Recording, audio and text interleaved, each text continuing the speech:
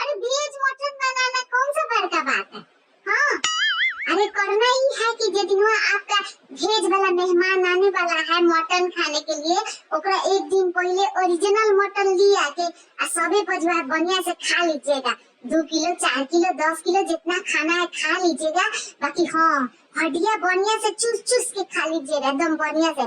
हाँ ओकरा बाद ओकरा के हड्डियां को बढ़िया से धो के बढ़िया से सैनिटाइज करके सुखा के गंगा जल तनी छिड़क दीजिएगा। अब काहे कि वेजिटेरियन लोग खाएगा तो पाप का भागीदारी नहीं ना बनना है जी। है अब धो धा के रख दीजिएगा। दोसर का दिन जे दिन आएगा वो दिन क्या करिएगा कि बेसन का आटा में मार गरम मसाला आदि लहसुन मिर्चा सब नून हल्दी सब मिला के बढ़िया से सान दीजिएगा। सान के हड्डिया को लपेट के बढ़िया से फ्राई कर दीजिएगा। उसके बाद से गरेबिया में डाल के बढ़िया से दबका दीजिएगा। अरे इतना खुशबू आएगा कि अपन फुजिया जाएंगे कि भाई ये ओरिजिनल है कि जाके ये मतलब डुप्लीकेट है माने भेज है।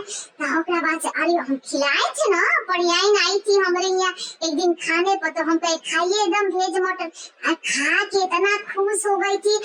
बाद से गुदुआ के साथे साथे काटवा इतना चूस रही थी हड्डिया चूस चूस के कह रही थी कि बाप रे बाप एकदम ओरिजिनल का कान काट रहा है जी। आई जो हड्डिया तो एकदम ओरिजिनल जैसा लग रहा है। तो ओरिजिनल है तो ओरिजिनल ही ना लगेगा है कि नहीं। no.